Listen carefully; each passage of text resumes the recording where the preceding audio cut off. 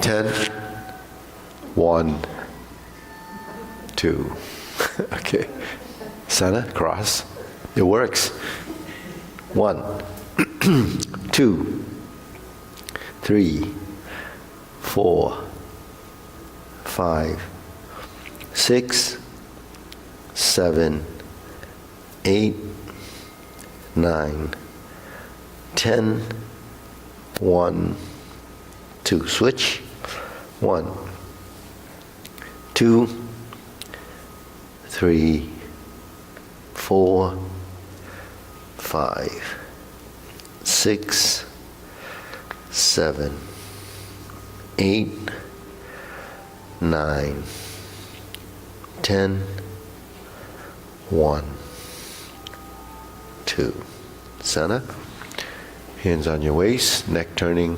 1, 2, 3, 4, 5, 6, 7, 8, 9, 10, 1, 2.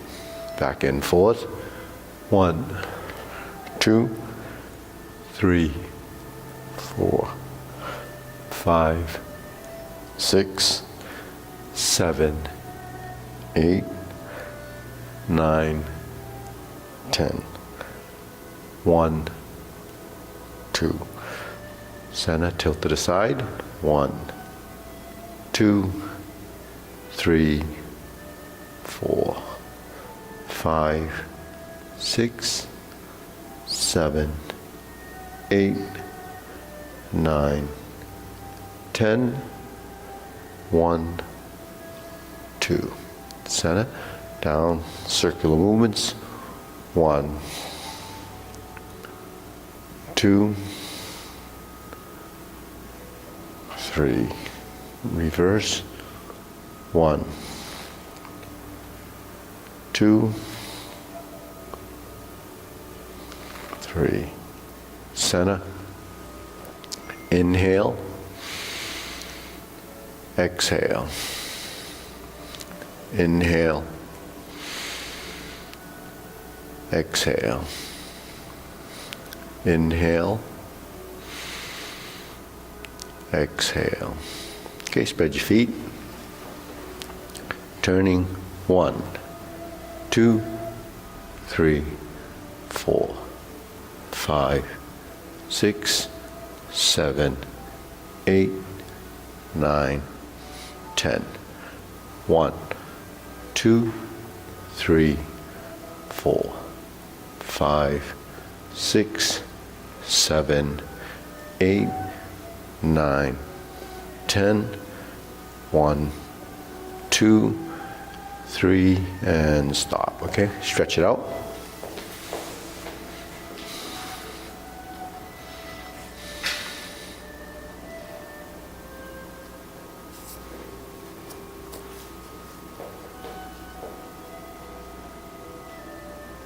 Okay, switch.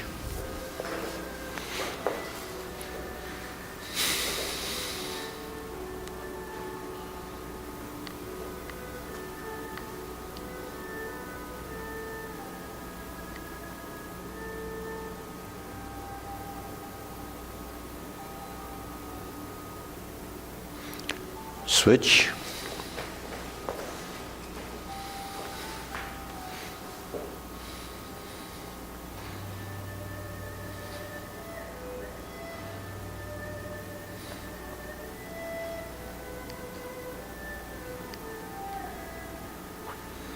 Switch.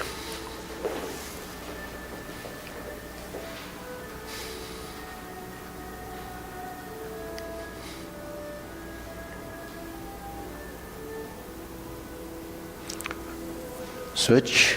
Straighten the front knee.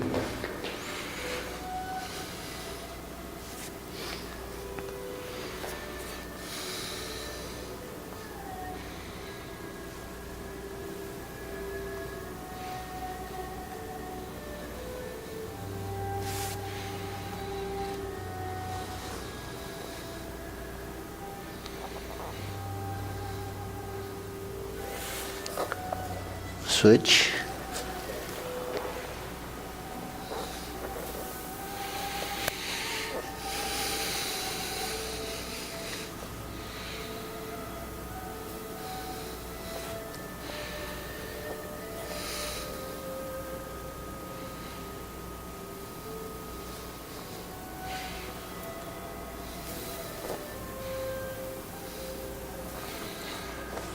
Switch.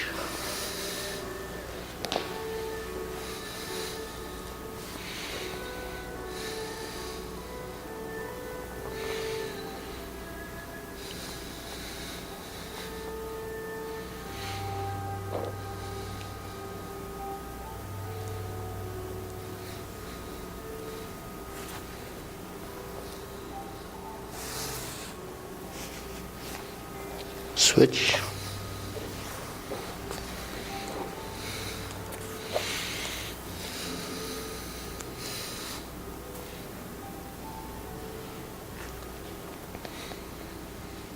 Okay, center.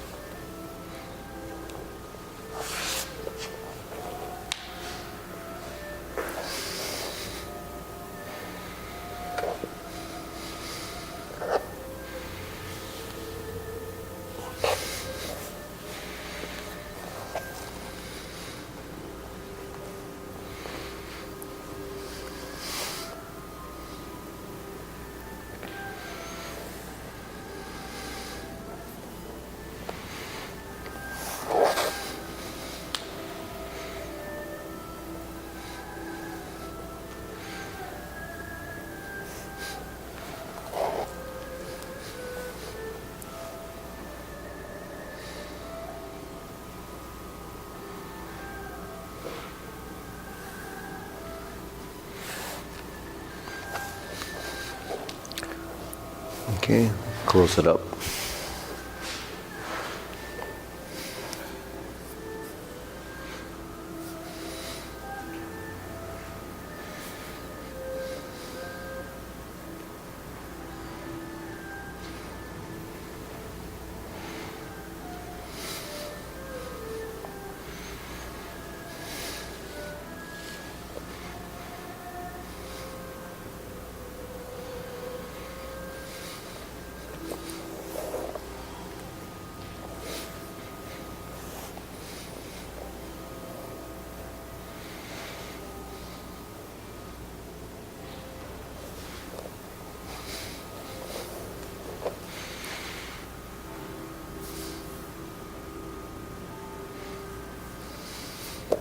Okay, shake it out.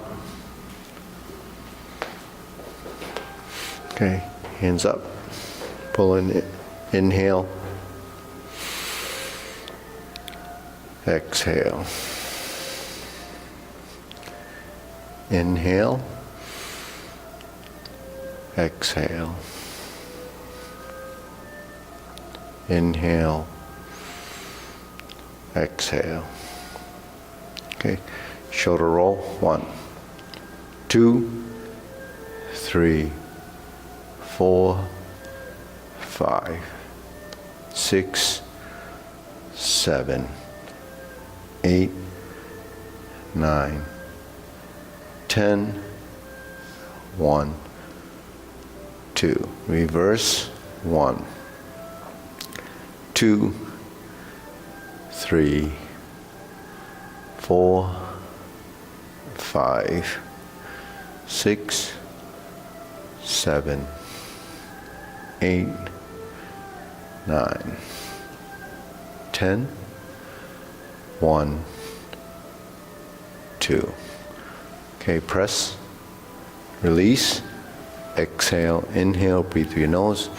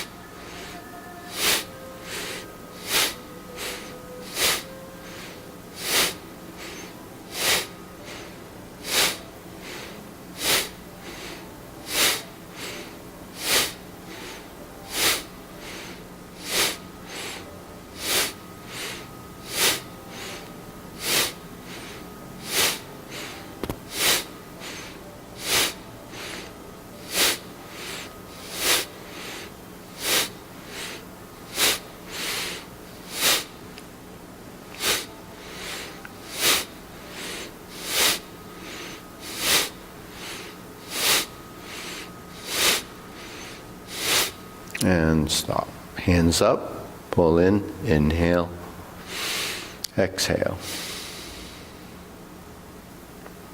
Inhale, exhale. Inhale, exhale.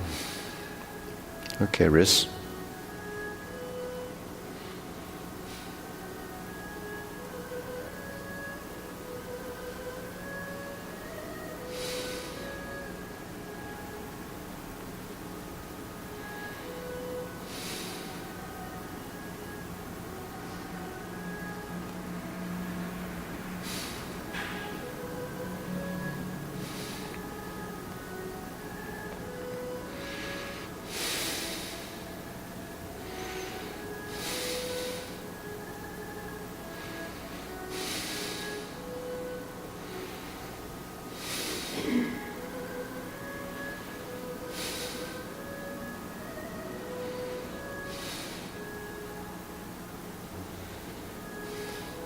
Reverse.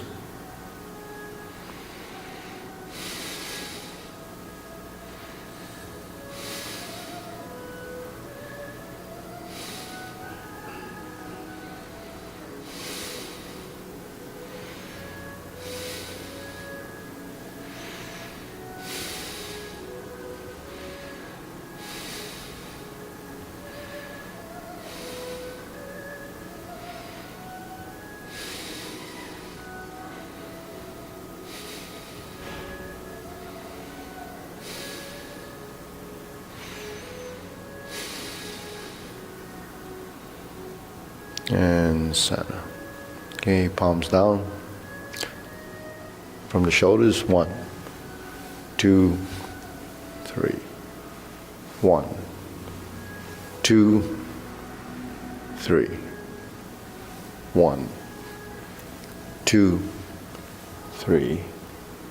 1, 2, 3. 1, 2, 3. 1, 2, 3. 1, 2, 3. 1, 2, 3. 1, 2, 3. 1, 2, and stop. Okay, shake it out. Deep breathing. Inhale. Exhale. Inhale. Exhale. Okay, one more. Inhale. Exhale. Okay, side to side.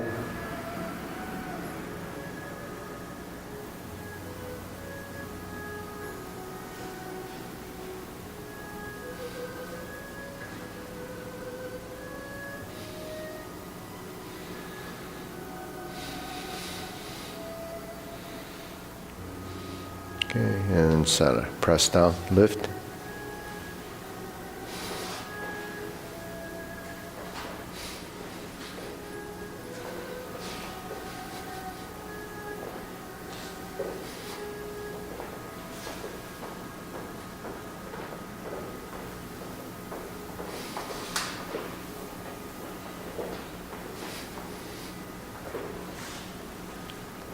Okay.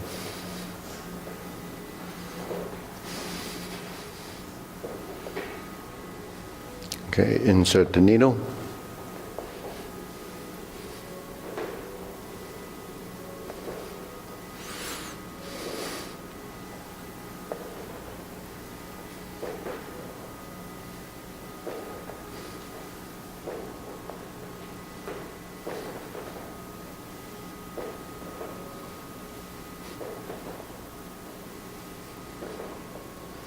And switch.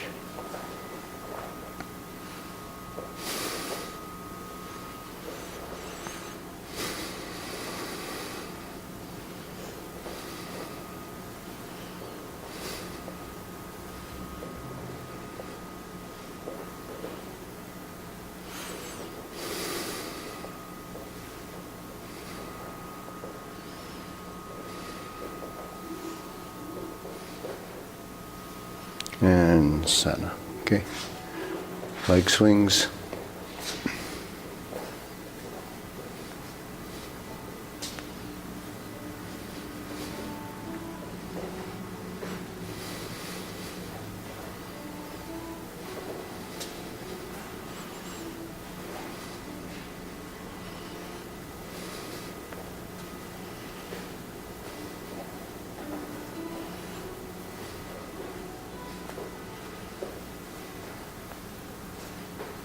Okay, center, switch.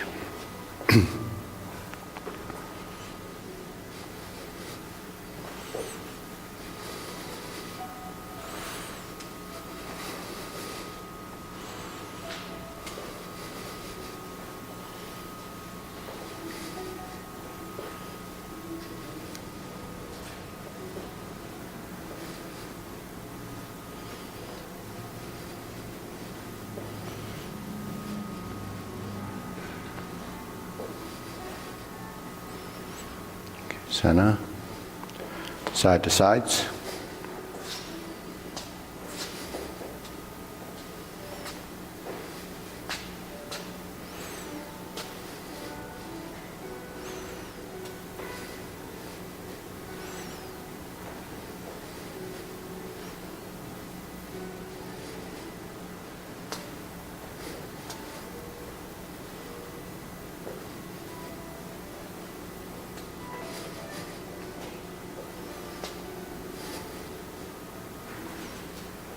And switch.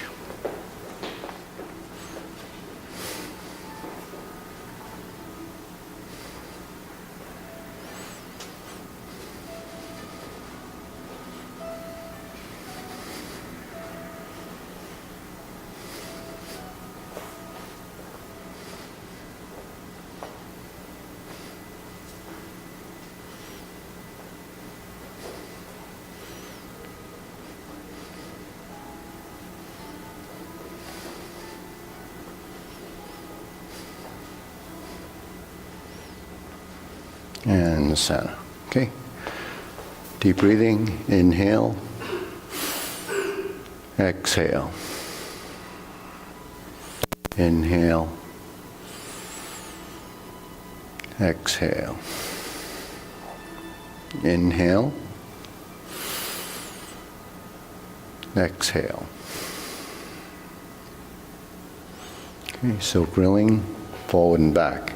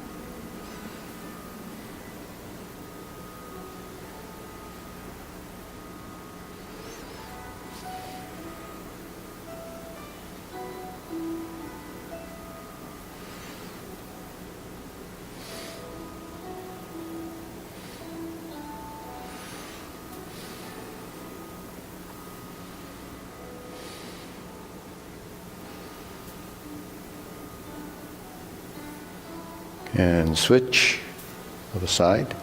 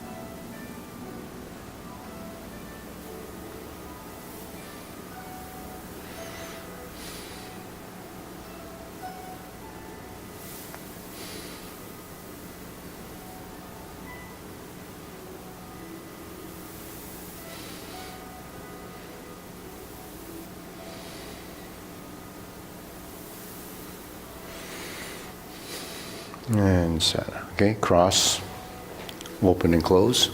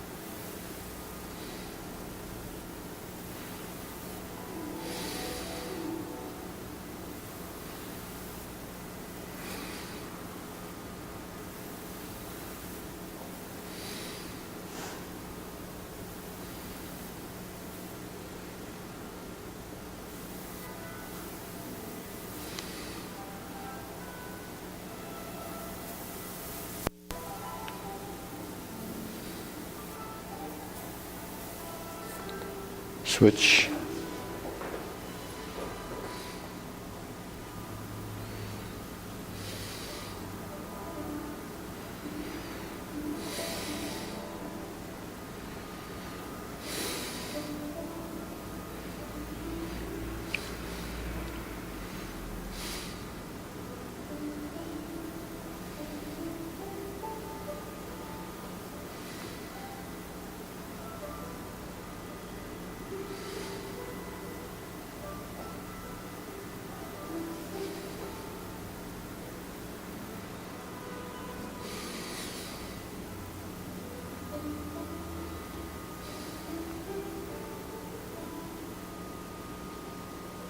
And center, okay.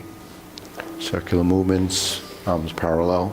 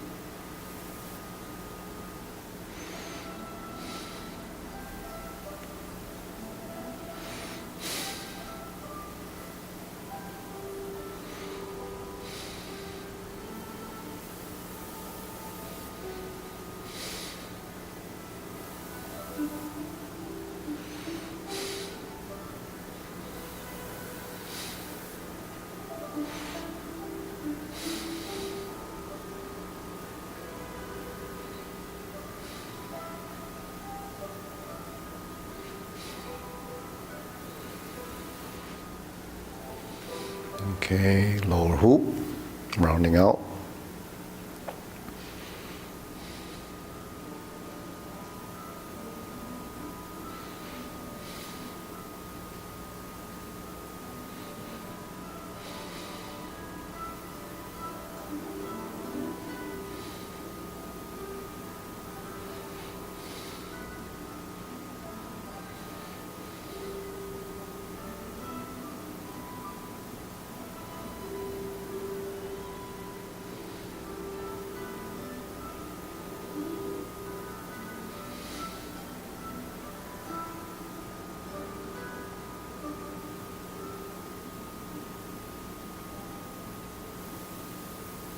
shoulder height.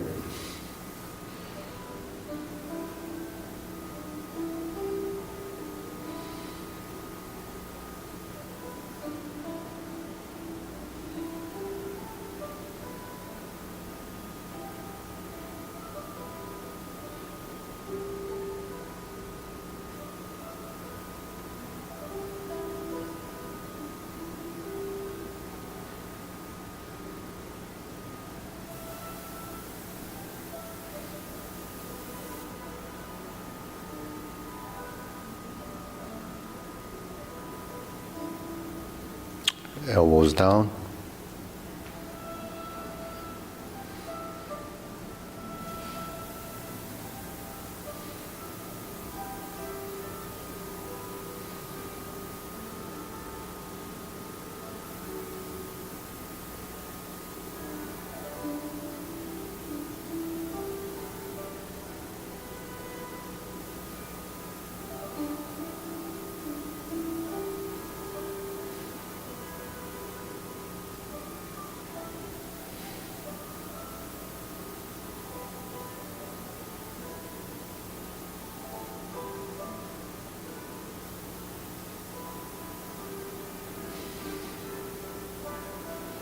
Okay, lower, palms down.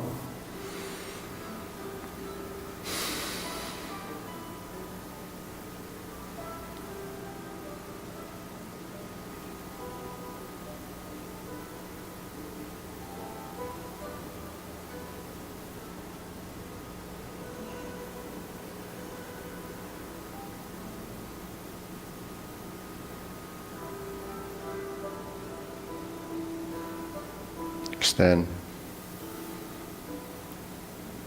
Thrust down, fingertips straight.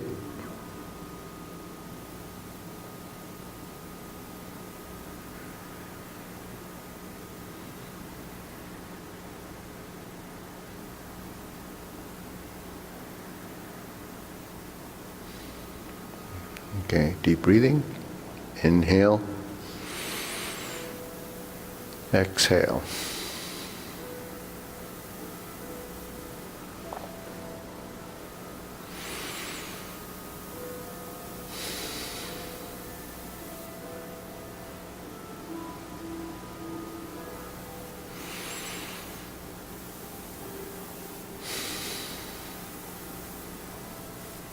Okay, diagonal flying.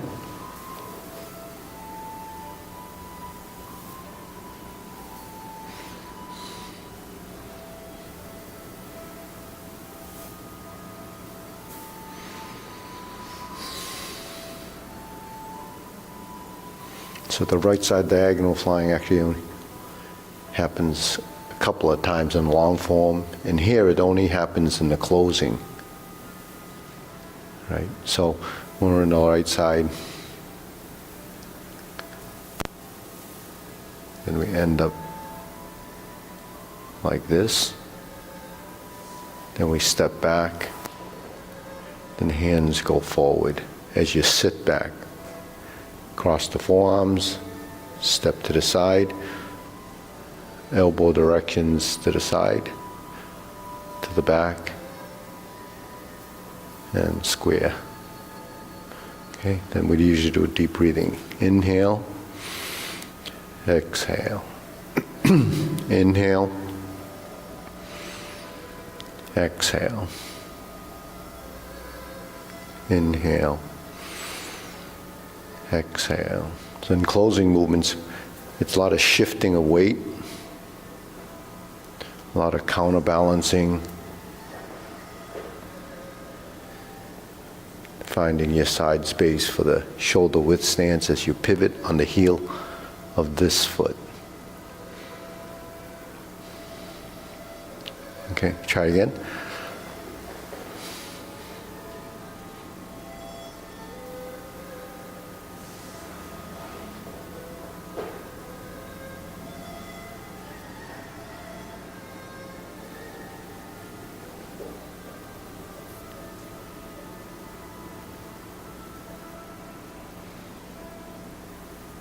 Okay, now diagonal flying.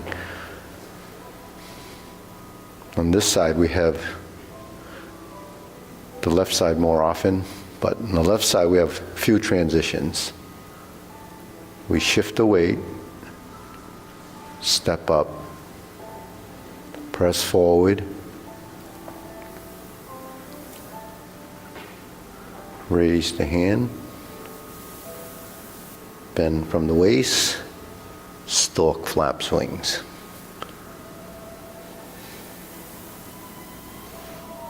Again, diagonal flying, shift, center, forward, merge, shift, touch, lift, and the heel finishes as your hand finishes. The heel of the palm and the heel of the foot. You bend, turn, lift, center, relax. Okay. Okay, we try diagonal flying again. This time we sit back and look to the side.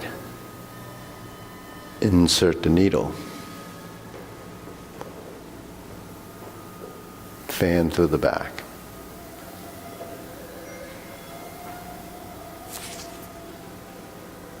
Turn. Parry and punch. Okay, and back to center. Diagonal flying. Sit back. Insert the needle. Adjust your feet. Fan to the back. Shift your weight. Stroke down. Parry and punch. And single whip.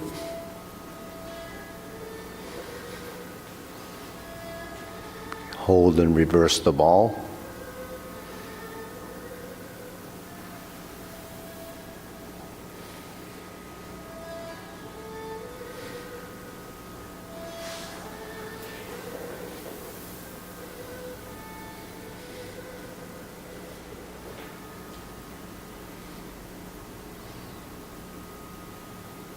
Okay, deep breathing. Inhale.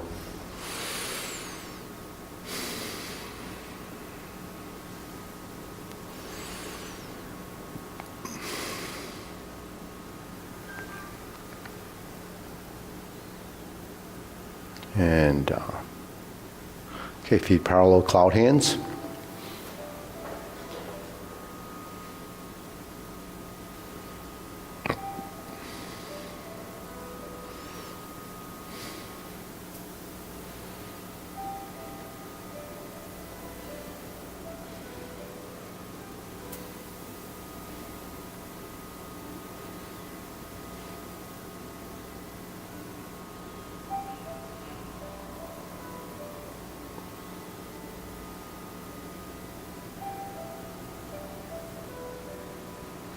Now we move the feet.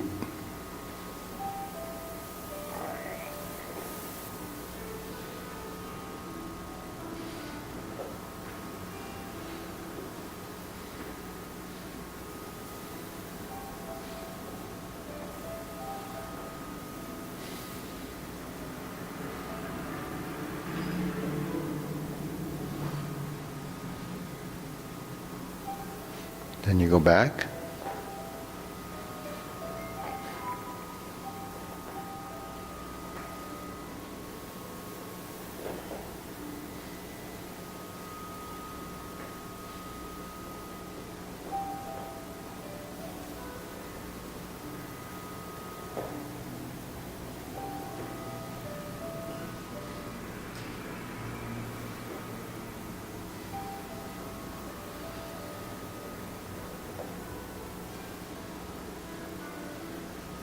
Going back.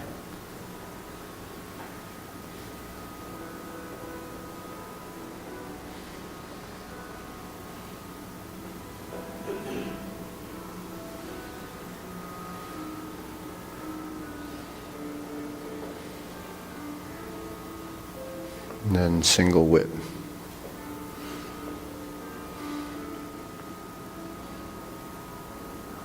Okay, shake it out. So all those sort of little drills is to build integration of body and the concept of upper-lower coordination, and then counterweighting the movements. And what's counterweighting? And when your body's moving, there's forces acting on your body. Now, if your body's relaxed and sensitive, then it starts to pick up on, where the center of mass in the body is. So counterweighting would be, say, if I go like this and I step out. Now my center is here. There's something hanging over here. There's something hanging over there, just like this. Right? So when I move out, the up and down movement is this. The opening is this. But as your body starts to transition into different positions, if you go through the motions and it's physical, then there isn't any sensitivity, or your system can't detect what's going on to the center of mass or with the center of mass. But when you transition and you start to control the different parts of your skeletal structure, then you begin to differentiate between the solid and empty in the movement. So what is solid and empty? Solid could be the weighted foot. Solid could be the active hand movement versus the passive hand movement. So what's the passive movement? The passive movement is something that happens as a function of something else, right? So what's here? This is a physical movement. There's a physical movement. Right? But that's physical in the sense that you're transitioning and one's working by itself. It's independent of everything else. Function of means that, well, when I go down, it's because I'm sinking and my body's relaxing. So then one goes up and one goes down. Right? And if I open, I don't just forget the hands and start to open, then you lost your the linkage to the transition. So if I'm here, I've already moved. Shift, turn, shift. Now there's really no weight here. What's that? That's opening your hip. What's it opening? Why is it opening? Because I'm pivoting on my foot. Now when I'm turning, this is driving this. But then my spine is actually becoming part of that rotation. So then throughout the movements, your body's working with compensating and discovering what is helping to create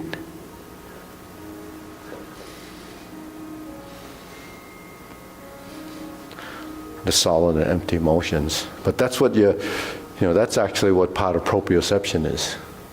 I work with the senior Tai Chi group, and I was talking about it, and I said, do you know what proprioception is? She says, no. So, does everyone know what proprioception is? No, kind of, right? Huh? What? It knows where your body is in space. But along with that is you have sensor systems that is in the joints and the muscles.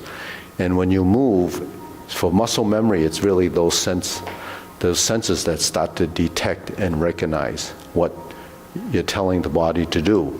When the body starts to recognize what you're telling it to do, then you develop a feeling. That feeling becomes part of your learning curve. And when it starts to understand that, then it starts to refine when it's supposed to happen, how it's supposed to happen, how fast it goes, how slow it goes, how much strength goes into it. So when we talk about using no strength in Tai Chi, most of the teachers would say, don't use any strength. So then you get people that do Tai Chi, and that's what you see in the commercials. Everybody's floating around doing no strength. This is Tai Chi. But actually that's Tai Chi as as what they think. It's perception, but it's really, Tai Chi is not really, it does have strength, but it's the appropriate strength. So they have a term called Yong Yi, But Yong Let. Yong Yi, Yi is the mind intent. But Yong Let means without strength. But so when it's interpreted, they say, oh, don't use strength. So what's the idea of not using strength is like going back to like zeroing out and then starting from scratch. But you really can't zero out the body's strength unless you're unconscious. If you're unconscious, then you would collapse. That means you don't have any energy in your muscles to create the idea that you're supposed to be standing. So you collapse when you pass out. That's zero strength because gravity just took over. So when you learn movement, if you try to go to a point where you're deleting excessiveness or releasing tension in the joints, which is relaxing, then you begin to understand the idea of what Tai Chi's learning curve is. You don't use strength, and then you learn the movement. Then you start to use the amount of strength required. So when I go into a position like this, do I need any strength? Of course I need strength. When I'm here, I need even more strength because this leg is learning how to sustain myself with just the right amount of strength. Not to collapse, not to not be able to bend because I have to release. So then when you release because gravity is acting on it, how far does it go? It goes to the limit the joint allows based on the tendon and ligament. So your tendons and ligaments, your musculature, everything that's involved with movement comes into play. So where does that all happen? It happens up here through the proprioceptions and which are in the joints and your experience. Now your mind is starting to control the understanding, and the feedback from those receptors start to tell the body, this is what's supposed to be happening. Then when you do it long enough, you're into subconscious. So then when you're doing the movement, you don't actually have to, because it all knows that this is what's happening. While you're learning it, you have to, well, this is like this is like this is like this. When I go down, this sinks. That relationship has been built over time. Now when you look at it and we go through it, you say, well, I didn't know that was happening. But now that you see that that's happening, now you have an image in the mind, but the body still doesn't recognize it. So then you go through the process of sort of going through the motions until your body starts to recognize and understand it. So that's how our movements evolve. But along with that, while it's evolving, the brain is rewiring everything that's happening as a sequence of events. Sequentially, all these little things are happening, but we really, can't really make it happen. We just have to do it, and then it starts to happen. And that's where the synapsual rewiring happens. You build more wiring, the little connections, more synapses, they're the little switches that trigger the muscles to do what it's supposed to do. So you need, all these systems to be working. So you need transmitters, you need these, little things they call synapses, which is really, when I first heard of them, I thought, I used to think of them as a light switch. You turn it on and you turn it off. Well, it's really a chemical transmitter. It is a gap, and then when it fills it, the transmitting chemical, then it connects. I mean, that's how you kind of, in a simple terms, that's what's happening. So people would say Parkinson's, they're lacking that transmitter. That's why when they want to move, they're missing that signaling to get that connection to happen, so it's delayed. But that's because they don't have the ability to produce that chemical. And that chemical is dopamine.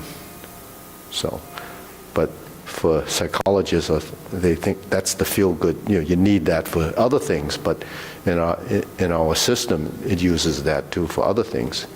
So you have these neurons that produce these chemicals, and if your body is deficient, it just needs to take it as a medicine, right? Okay. A little shot of dopamine. Okay. So here's single whip. Now we're in a single whip position. A lot of times we don't know where the shoulders are, right? So where should the shoulders be? How do we figure out where the shoulders should be? Yeah, they're cupped. So if you're in this 45-degree corner with the toes and the fingertips, and you drop your elbow, right? And they're in line, so you're like standing in this corner of a room, you have two walls here, and you're backed into the corner. And when you drop your elbows, everything is along that 45 plane. Well, to be in that plane, your shoulders would have to cup naturally. Because if you're like this, then your hands would be in the wall, but you would be in a 90.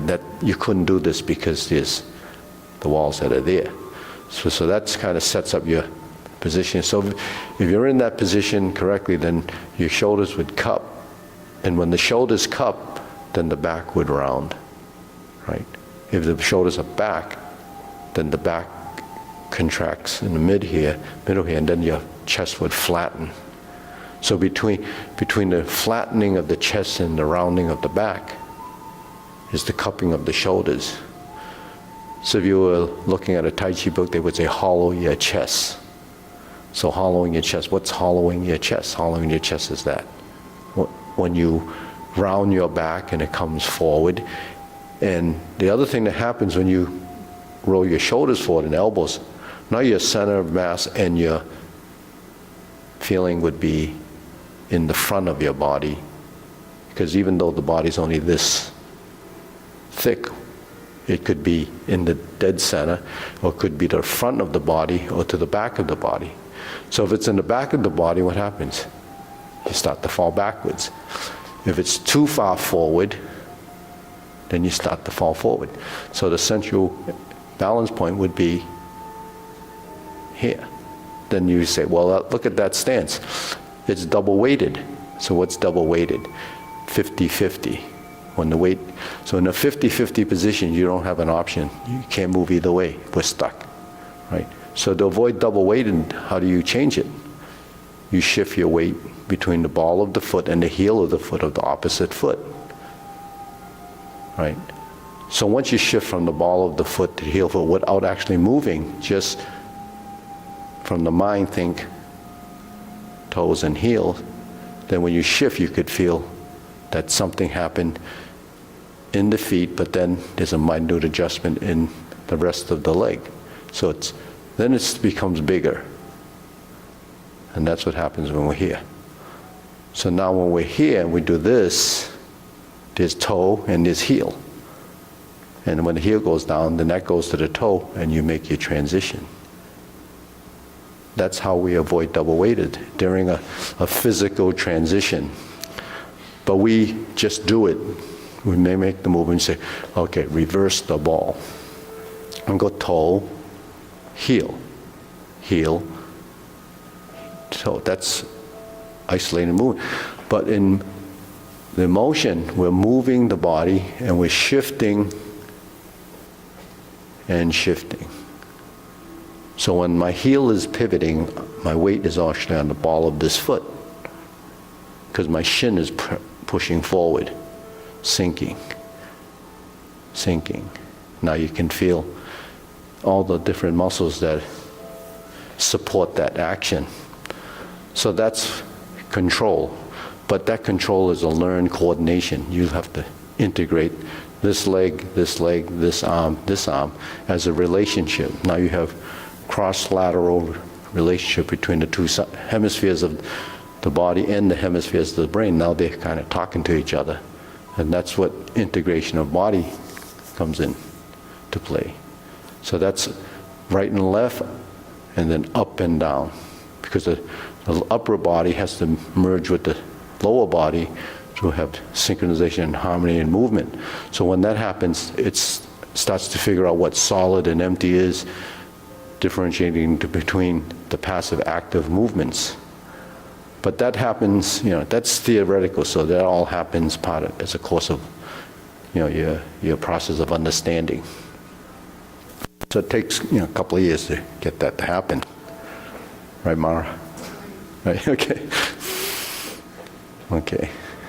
So that's enough of that. So these are the warm-ups that we do that help support the form.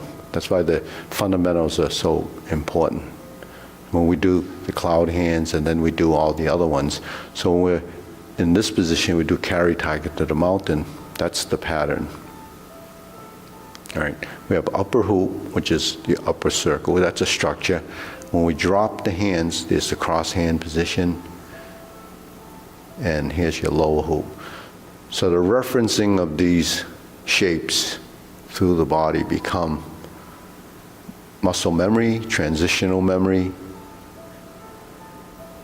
That becomes another level of trying to, perfect the motion. But that motion is reference to your body, so that's something you carry with you all the time. So if you're referencing your body here, then your awareness for the positions of your body becomes something that becomes innate. It becomes part of everything you do. So then the movements and the use of the joints become much, more sort of understood through the body. So you can do lots of things and not, force it. Because here we're just lifting, but this is, say in a martial arts term or defensive motion, this is closing. That's defending this space. This is defending this space. This is defending this space. This is opening and defending that space. Then you close and you open. So that's what's happening. When your hand's here that knows to do this, then anything that comes into that space becomes part of your movement. And that's what, say, brush knee or hold the ball. All these movements, if you look at the movement, they're all happening in this space. And every movement that goes through there becomes a transition. And you don't have to just react to something that comes in a space. You've developed a controlled motion and it becomes a controlled reflex. So then you learn to sink your elbow. So sinking your elbow means to do that. So as soon as something comes in space, you just drop your arm. As soon as it goes lower, it goes here. If it's here, it goes here, and it goes here. So then between the up and the down and the low, that's where the movements work as a defensive mechanism. Or when you go out and in, now you have right and left. And the hands go out and in. So there's your defensive move. It deflects, moves, and all of these motions can be used to redirect forces or channel them in a direction using your skeletal structure, right? So your skeletal structure is what deals with forces, because these pieces, these bones, are actually the mechanical parts that are used to develop mechanical advantages. So these bones are like these, these metal beams or lolly columns or whatever is used to support this building. But they're put there by somebody, but someone had to develop those pieces, understanding the structure. But our skeleton, we have these pieces, but most of us don't know how to use them. So you understand this, then you begin to understand this pattern. This pattern is a motion. And that's really closing the inside, that's divert and block. This pattern is forming the fist and expanding. That's a punch. When we cross the arms and we push out, leopard and tiger springs the mountain, there's your palm strikes. So that's where the forces are, but they're hidden because we're doing it in slow motion. So what can you do when you do this?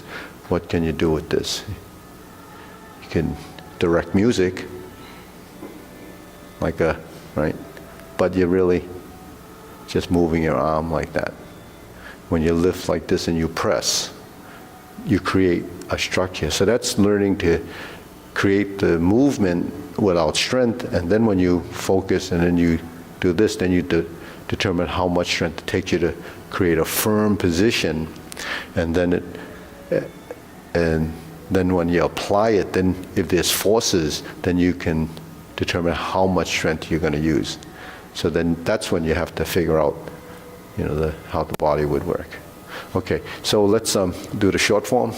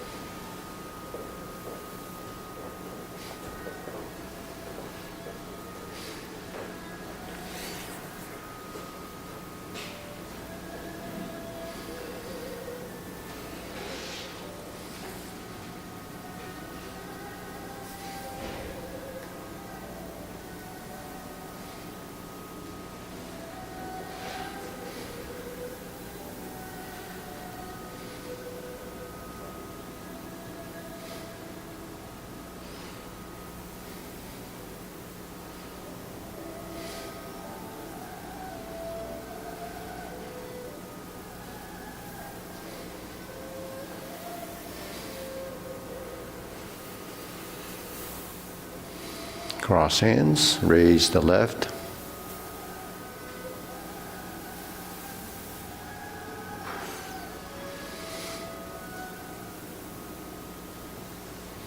Grasp the sparrow's tail.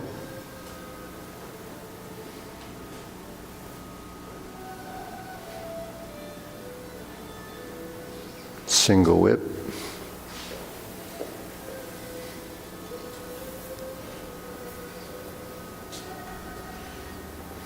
Morning.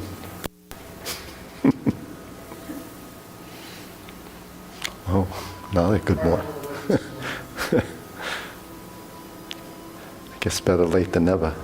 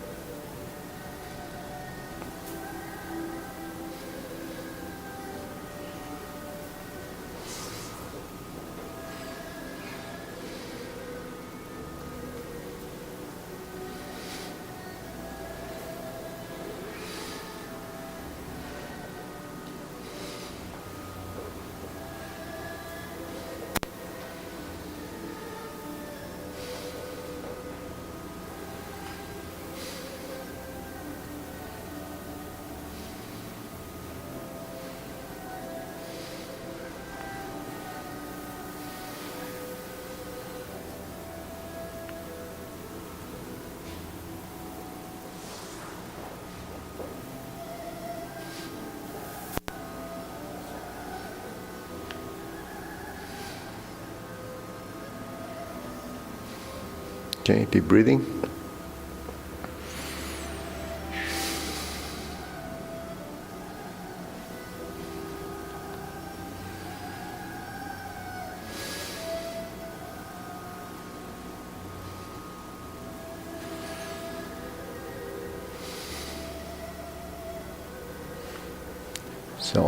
So that information is really so you can house a concept and a theory, so that when you do your movement, it's not just a random motion. There is some, logic and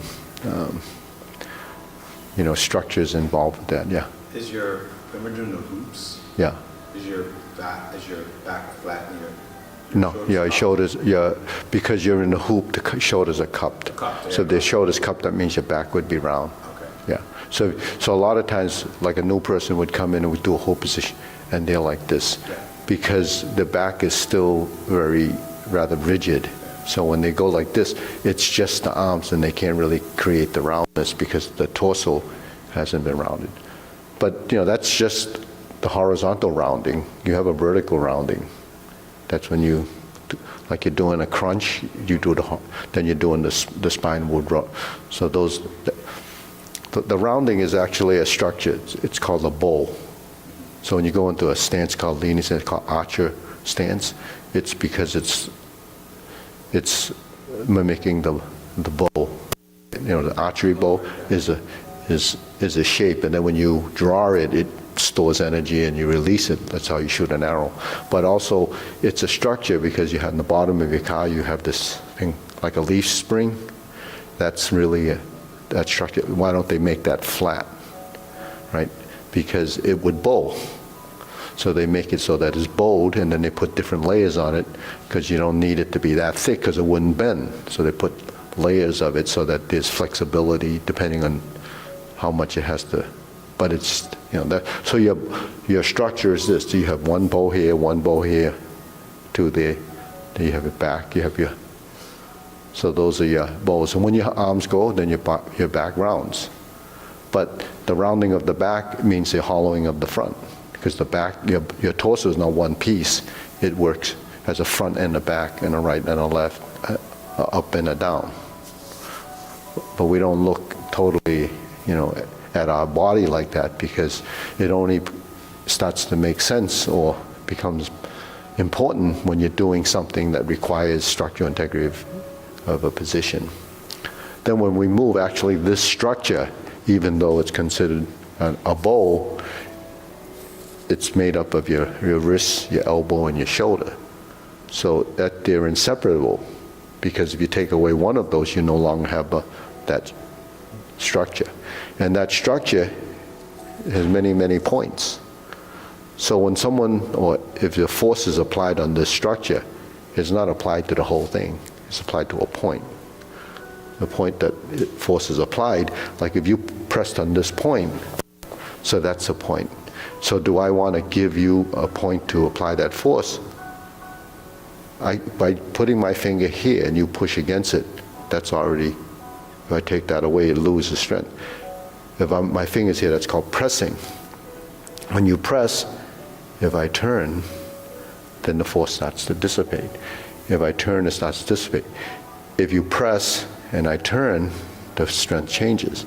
So the only thing I have to do is leave that point. I don't have to really use my whole arm and press against that. I just have to let it go and just turn around that point. How many ways can you turn around a point?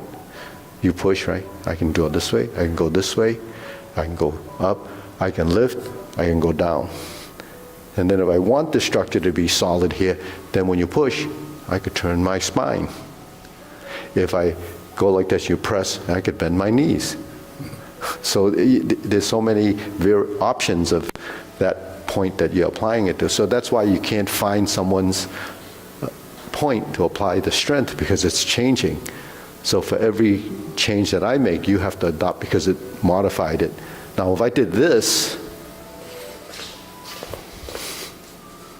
it goes down. Why does it go down? Because when I went down and lifted, there's where the back bow is. That's where carry tiger to the mountain, and or raise the hand and lift. So when I'm like this, and I'm like this, that's, so when you're doing the form, at some point, your body starts to understand direction of force. So compatible motion, directional force, and timing of the body becomes critical, because then that's refinement of the movement. So when does that happen? It happens in the course of understanding and the layers of the body, learning what that should be doing. It could get pretty complicated. Okay. All right, we better do the long form before people start yelling at me. Okay, ready? Preparation.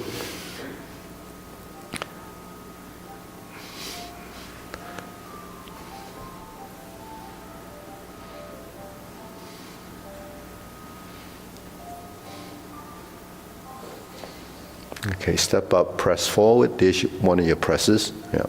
So grasp the sparrow's tail is an important posture.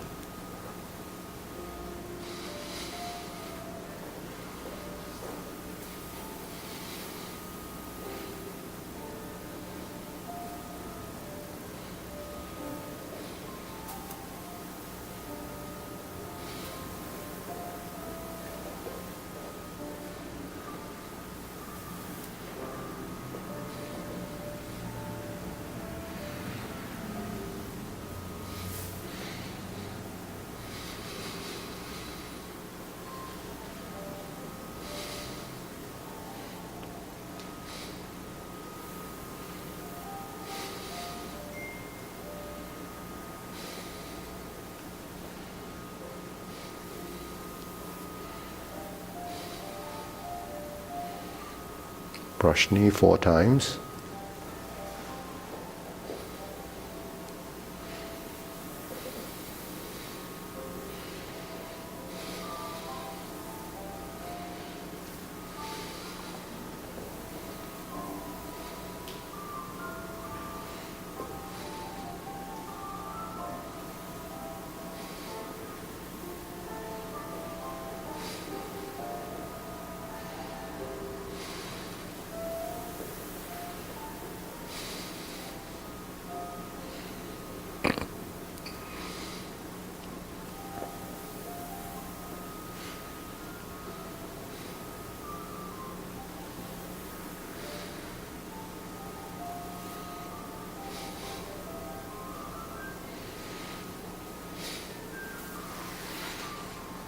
Carry tiger to the mountain.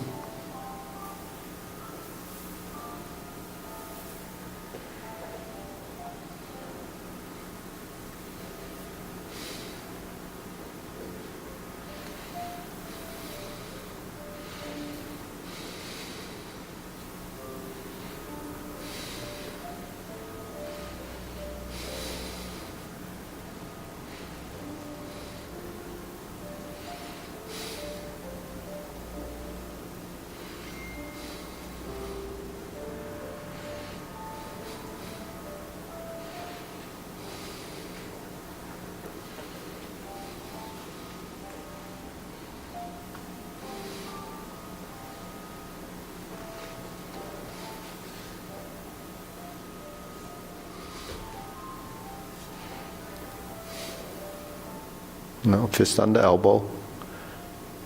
And repulse the monkey.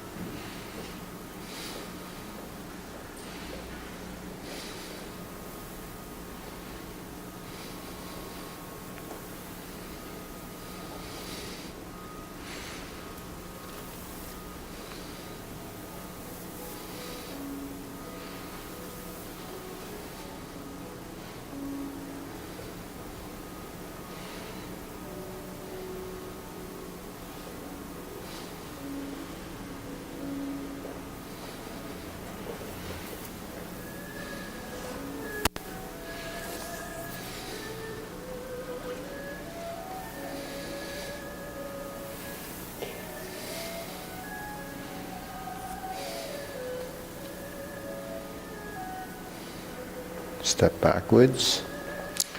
Retreat, divert, block, and punch. Step up.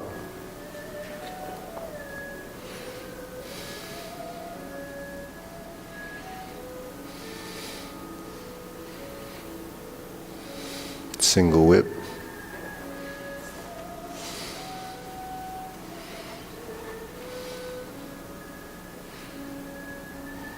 Hold the ball. Diagonal flying. That's actually part of cloud hands, that first motion.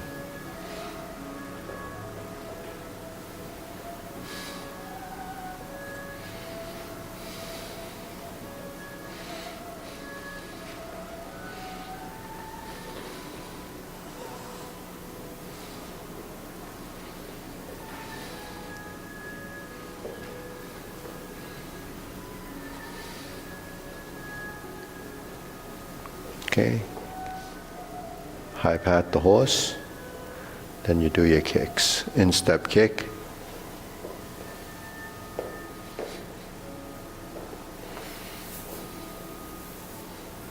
Second instep kick. Turn. Left heel kick.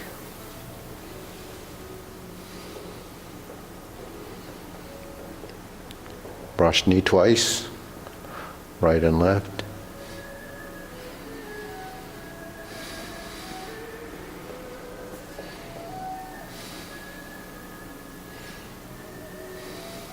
Planting punch.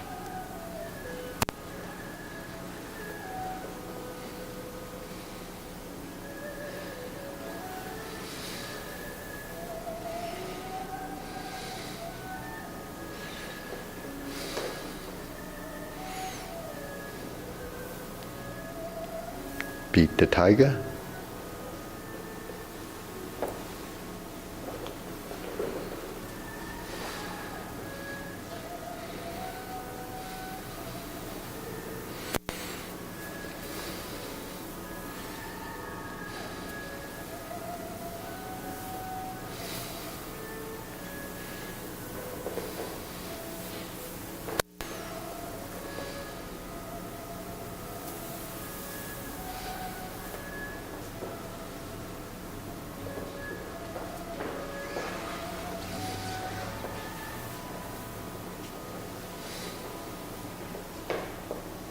Stroke down, parry and punch, form the fists, repeat the sequence.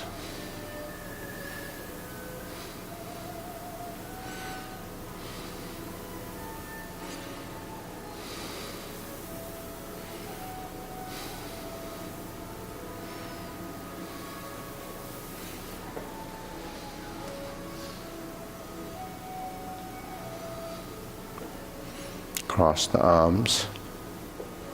Oblique movements again.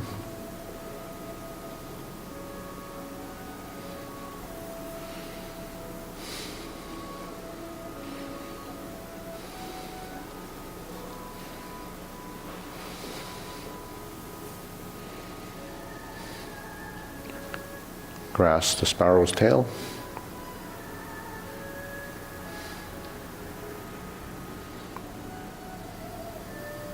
Hook your wrists. Single whip. Hold and reverse the ball.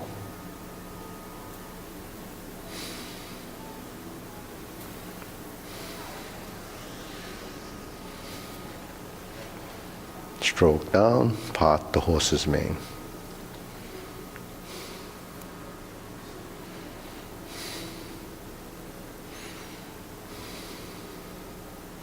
Toe out, step up, part the horse's mane.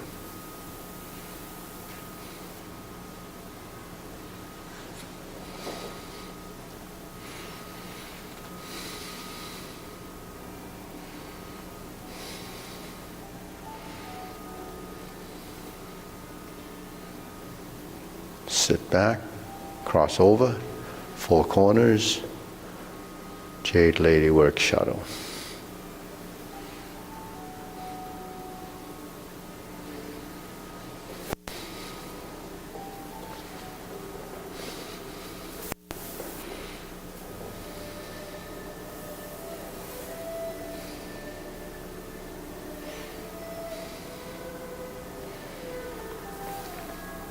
Cross corner.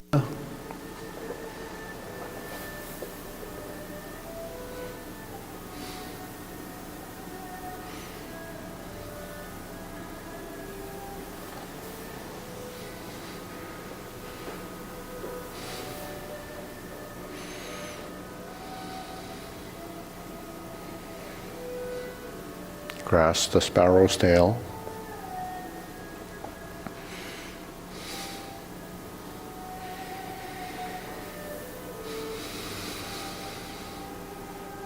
Single whip. Second set of cloud hands.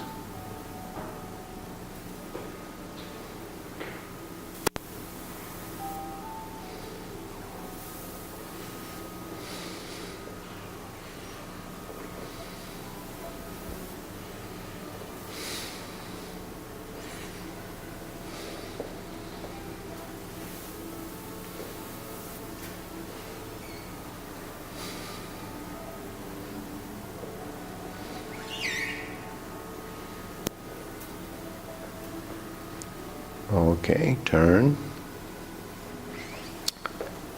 Cover hand, snake sticks out tongue. Pull down. Step up, golden cockerel stands on one leg.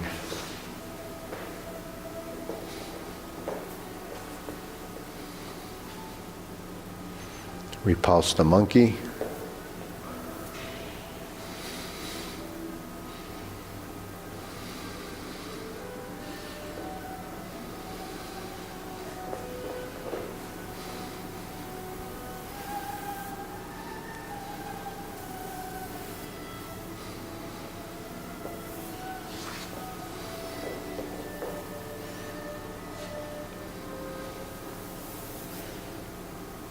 Okay, lower, carry tiger to the mountain.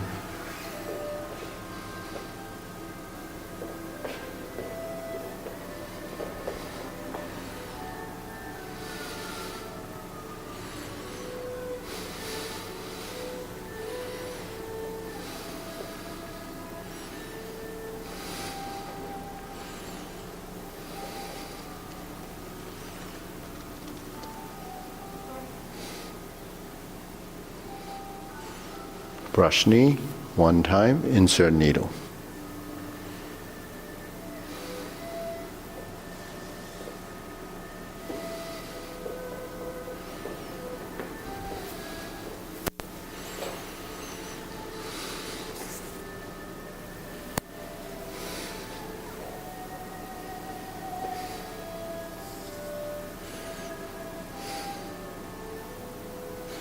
Form the fist.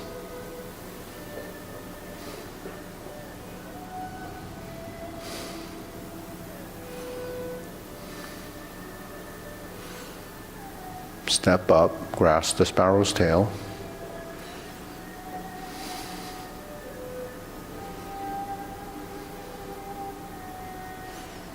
Hook your wrist, single whip.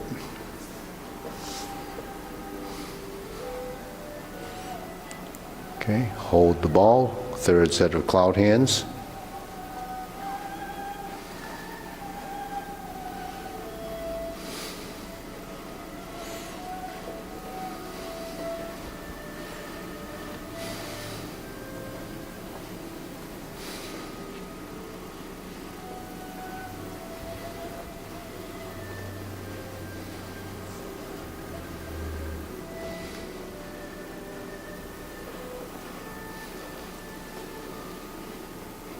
Turn.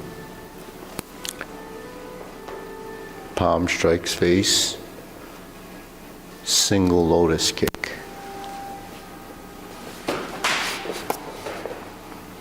Brush knee, left push.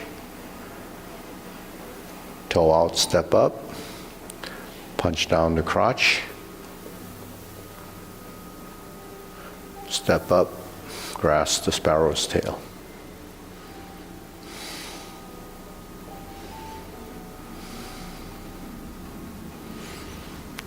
Single whip. Second downward posture.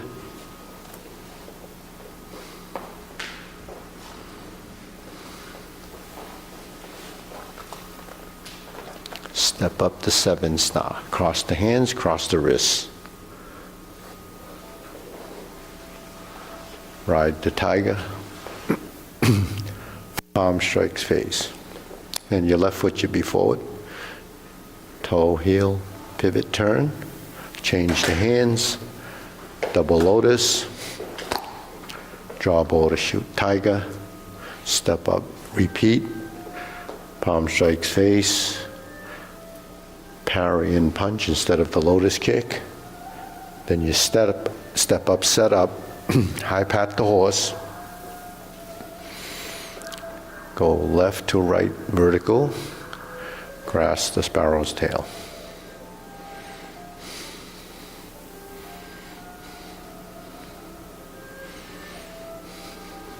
Single whip.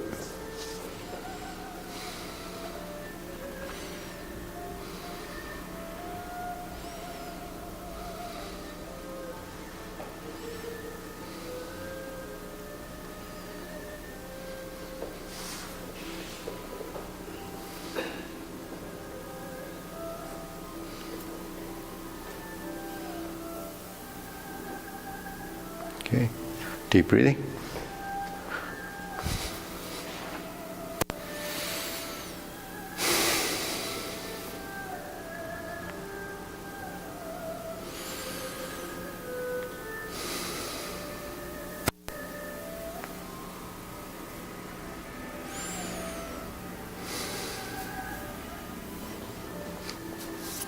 That's it. We did it. We survived. All right. It's to the point. It's to the point. Okay. Okay.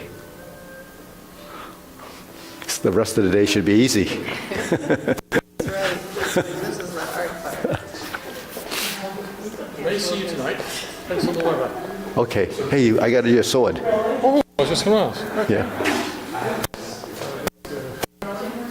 You can see mine when you come, because he'll take care of it. But this is the 32-inch. So where is it? And you can check it out. Oh, it's dangerous at home now. Oh, very fancy. Here.